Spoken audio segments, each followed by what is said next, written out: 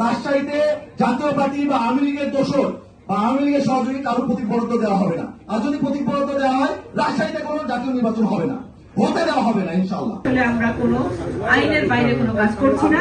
আমাকে এই প্রশ্ন করলে আপনি জবাব পাবেন না। আপনি লিখিত এই জিনিসটাই আপনার কথাগুলো প্রধান নির্বাচন কমিশনারের কাছে এটি উপস্থাপন করবেন। আমার আছে টরেভিনো, আপনার আছে তো? আমার নাম নাহিদুল ইসলাম সাজু, বৈষম্য বিরোধী ছাত্র আন্দোলন রাজশাহী জেলার সাবেক আহ্বায়ক। আমরা গত 17 বছর দেখেছি যে আওয়ামী লীগ যারা খুনি তাদেরকে কিভাবে কারা সহযোগিতা করেছে। যারা আওয়ামী লীগকে সহযোগিতা করেছে তাদের যদি প্রতীক বরাদ্দ আজকে দেওয়া হয়, তাহলে ডিসি অফিস ঘেরাও কর্মসূচি দিব, এবং তাদেরকে যদি প্রতীক বরাদ্দ আপনারা দেন, রাজশাহীতে পুরো বাংলাদেশে কি হবে আমরা জানি না, বা রাজশাহীতে কেউ প্রতিবাদ করবে কিনা আমরা জানি না, কিন্তু আমরা প্রতিবাদ করবই। রাজশাহীতে জাতীয় পার্টি বা আওয়ামী লীগের দোসর বা আওয়ামী লীগের সহযোগী কারো প্রতীক বরাদ্দ দেওয়া হবে না। আর যদি প্রতীক বরাদ্দ দেওয়া হয়, রাজশাহীতে কোনো জাতীয় নির্বাচন হবে না, হতে দেওয়া হবে না ইনশাআল্লাহ। আপনাদের এই মতামতটা অবশ্যই নির্বাচন কমিশন উপস্থাপন করা প্রয়োজন ছিল এই সময়ের ভিতরে। আপনারা উপস্থাপন যদি করে না থাকেন, তাহলে আপনারা সম্মানিত প্রধান নির্বাচন কমিশনারের কাছে এটি উপস্থাপন করবেন।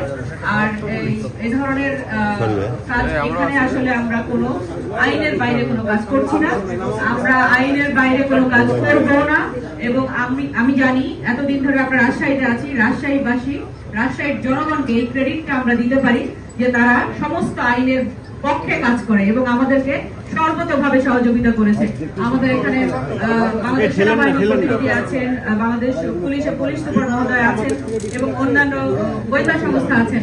আপনারা জানেন যে আমরা নিজেরা কোনো ডিসিশন নেই না, এটা আইনের কথা, আইনের কাজ করি।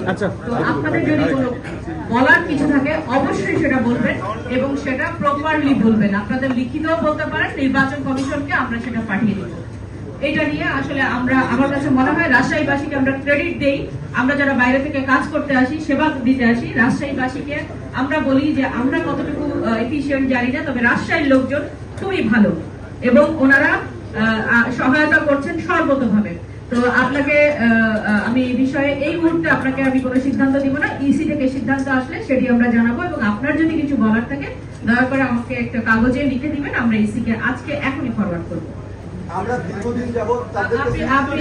আপনি লিখিত এই জিনিসটাই আপনার কথাগুলো একটু লিখে দেন আমাদের কাছে, আমরা এটা ইসি নির্দেশনার জন্য পাঠিয়ে দেব। এটা আমার আইন, যদি এখনই ইসি আমাকে নির্দেশ দেয় আমরা আইন অনুযায়ী কাজ করব। আইনের বাইরে আসলে আমরা একটি কাজও করতে পারছি না। এবং আপনাকে সাজু, আপনাকে আমি গত বেশ কয়েকটি মাসই দেখেছি, আপনিও আইন মেনে চলেন, আপনিও সকলের সহযোগিতা করেন। তো আমার কাছে মনে হয় ইসির যে আইন আছে সেটিতে সহযোগিতা করা আমাদের সকলের কাজ। আপনি যে চেয়ারে বসে আছেন, এই চেয়ারের বসে থাকার পেছনেও কিন্তু তাদের অবদান আছে, যারা রাজপথে লড়াই সংগ্রাম করেছে। অবশ্যই আছে, আমরা এটা স্বীকার করি। প্রত্যেকে এখানে যারা বেঁচে আছি বা ভালোভাবে আছি আমরা স্বীকার করি।